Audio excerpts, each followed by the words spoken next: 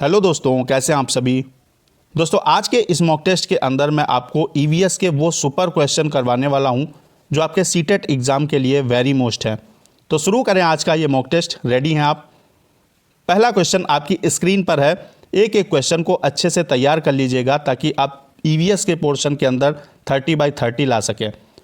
तो पहला क्वेश्चन आपकी स्क्रीन पर है और इस तरीके के क्वेश्चन आपके सीटेट के अंदर खूब पूछे जाते हैं। निम्नलिखित में सही कथन चुनिए। अब इसमें जो आपका सही स्टेटमेंट है वो चुनना है। ए कहता है जिन जानवरों के कान दिखते हैं यानी बाहर की तरफ दिखते हैं और उनके शरीर पर बाल होते हैं वे बच्चे देते हैं। आपने देखा होगा, आपने काऊ देखा होगा या आपका बफेलो, गोट कुछ भी हो, गाय बकरी, इनके कान भी दिखते हैं और इनके शरीर पर बाल होते हैं, ये बच्चों को जन्म देते हैं। बात बिल्कुल आपकी सही है। तो ए स्टेटमेंट तो सही हो जाएगा। बी कह रहा है जिन जानवरों के कान नहीं दिखते हैं और शरीर पर बाल नहीं होते हैं वे अंडे देते हैं। एग्जाम्पल के लिए ले सकते हैं हम, सांप आपका हो गया या छिपकली हो गई, इनके कान नहीं दिखते हैं और शरीर पर बाल भी नहीं होते हैं तो ये अंडे देते हैं। ये भी बात बिल्कुल सही है।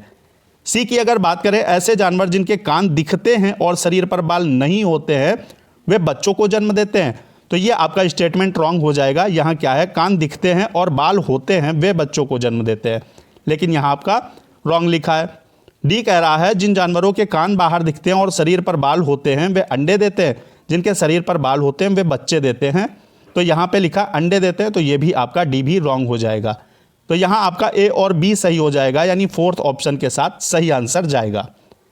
अगला क्वेश्चन आपके सीटेट के लिए जो वेरी मोस्ट इंपॉर्टेंट है वो है निम्नलिखित में से कौन सी जानकारी आरक्षित रेल टिकट यानी जो आपका ट्रेन का टिकट होता है उससे प्राप्त की जा सकती है।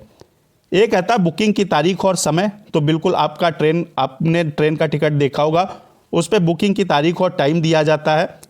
यात्रा की शुरुआत की तारीख और समय ये भी आपका होता है। कोच नंबर, बर्थ नंबर और किराया ये भी टिकट पे होता है। यात्री का नाम, पैसेंजर नेम जरूर होता है। आयु, लिंग, बोर्डिंग स्टेशन यानी आप कहाँ से बैठे हैं और आपको कहाँ जा रहे हैं उस स्टेशन का नाम भी होता है। ट्रेन नंबर भी होता है और गंतव्य पर पहुँचने की तिथि और समय भी दिया होता है। तो यहाँ आपके ए बी सी डी और ई सारे के सारे स्टेटमेंट सही हैं। सेकंड ऑप्शन के साथ सही आंसर जाएगा। अगला क्वेश्चन दोस्तों है आपका मधुबनी पेंटिंग से रिलेटेड है। सही आपको कथन चुनना है। ये कह रहा है इन चित्रों को बनाने के लिए नील, हल्दी, फूलों, पेड़ों के रंग का प्रयोग किया जाता है। तो बिल्कुल सही है। मधुबनी पेंटिंग का संबंध कहाँ से? बिहार से दोस्तों। और इस पेंटिंग को बनाने में पूरी तरीके से आपके जो प्राकृतिक रंग होते हैं उनका यूज़ किया जाता है। तो इन चीज़ों से रंग बनाए जाते हैं और इस पेंटिंग को तैयार किया जाता है। तो ए स्टेटमेंट आपका बिल्कुल सही हो जाएगा। बी की अगर बात करें, चित्रों में मानव, पशु, पेड़, फूल, पक्षी, मछली आदि दिखाई देते हैं। ये भी बात आपकी सही है। इस पेंटिंग के अंदर ये सारे चित्र बनाए जाते हैं। सी कहता है यह लोक कला का बहुत पुराना रूप है और इसका मधुबनी के नाम पर, इसका नाम जो है मधुबनी के नाम पर रखा गया। तो बिल्कुल सही है। मधुबनी एक जिला है बिहार के अंदर, उसी के नाम पे इस पेंटिंग का नाम रखा गया है। तो ए आपका ए, बी और सी तीनों बातें सही हैं। अगला देख लेते हैं। मधुबनी राजस्थान का एक प्रसिद्ध जिला है। जी नहीं, आपका मधुबनी बिहार में पड़ता है। तो अगर यहाँ बिहार होता तो ये भी स्टेटमेंट सही होता, वैसे आपका ये रॉन्ग है। तो ए बी सी यानी फोर्थ ऑप्शन आपका ए बी सी के साथ जाएगा। फोर्थ ऑप्शन सही है।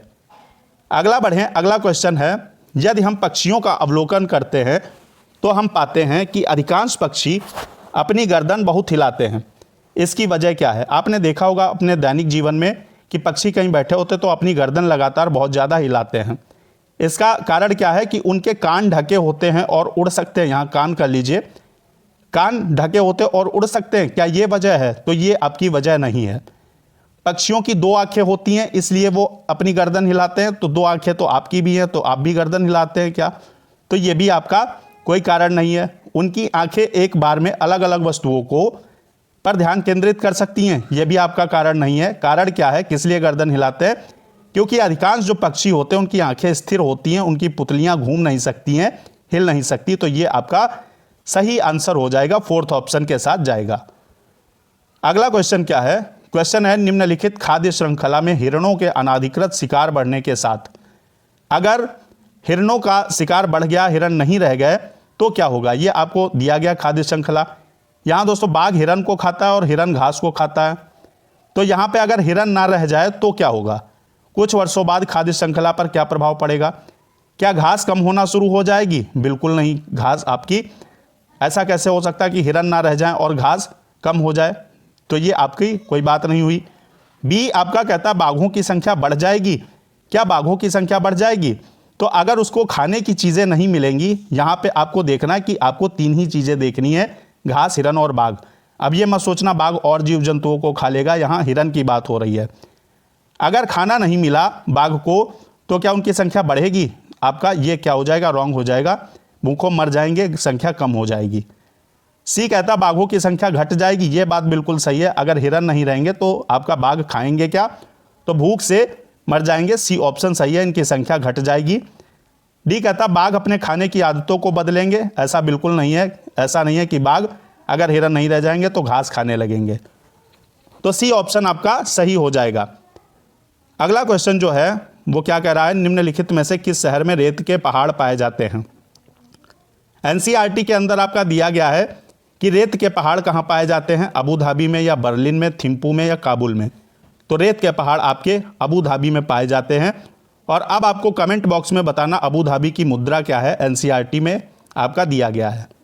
ए ऑप्शन सही हो जाएगा। अगला जो है, यहाँ दोस्तों अबू धाबी के अंदर पेट्रोल जो है पानी से भी सस्ता है, ये फैक्ट याद रखिएगा। अगला क्वेश्चन है, निम्नलिखित में से कौन सा पक्षी कैक्टस यानी नागफनी पौधे के कांटों के बीच अपना घोंसला बनाता है? क्या वो वीवर बर्ड है? क्या इंडियन रॉबिन या कलचड़ी एक ही बात है? क्या आपका इंडियन रॉबिन है, फाख्ता है या आपका सनबर्ड है? तो कैक्टस के पौधों के कांटों के बीच अगर कोई घोंसला बनाता है तो आपका डव यानी फाख्ता बनाता है। सी ऑप्शन सही हो जाएगा। वीवर बर्ड की अगर बात करें तो मेल वीवर बहुत सारे घोंसले बनाता है, फीमेल वीवर जाती है और उन सारे घोंसलों को देखती है, जो सबसे अच्छा लगता है उसमें वो अंडे देती है। यह आपका वीवर बर्ड से रिलेटेड फैक्ट हो गया। इंडियन रॉबिन की अगर दोस्तों बात करें तो ये आपका पत्थरों के बीच अंडे देती है, कलचड़ी या इंडियन रॉबिन। तो आपका फिलहाल यहाँ पे पक्षियों से फैक्ट मैंने बता दिया। सनबर्ड का आप कमेंट बॉक्स में बताएंगे कि सनबर्ड अपने घोंसले में कौन कौन सी चीज़ें यूज़ करती है। फिलहाल सी ऑप्शन सही है। बढ़ेंगे, अगला क्वेश्चन लेंगे और क्वेश्चन क्या है, रवि ने एक गिलास में जल लिया, उसमें एक साबुत नींबू डाल दिया, फिर वह उस गिलास में बहुत सारा नमक डालता है, आधा चम्मच एक बार में डाल देता है। कुछ समय पश्चात वो पाता है, ये एनसीईआरटी में दिया गया है, आपका इस चीज़ को भी दिया गया है। अब बताइए कि रवि उसमें गिलास में बहुत सारा नमक फिर डाल देता है और नींबू डालता है, तो नींबू का क्या होगा? नींबू जल में 2 भागों में टूट जाएगा? तो ऐसा तो हो नहीं सकता कि टूट जाए नींबू। नींबू गिलास के बीचों बीच चला गया? ऐसा भी नहीं होगा। नींबू जल में डूब गया? क्या ये होगा? या नींबू जल में तैरने लगा?